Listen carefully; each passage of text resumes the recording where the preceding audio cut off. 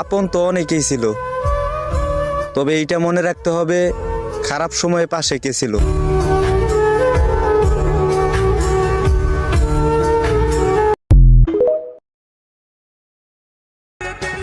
Cigarette খায় না, কারোর সাথে বেশি কথা বলে না, রাস্তায় মেয়ে দেখলে মাথা নিচু করে হাঁটে, সেই ছেলেটা তুমি না?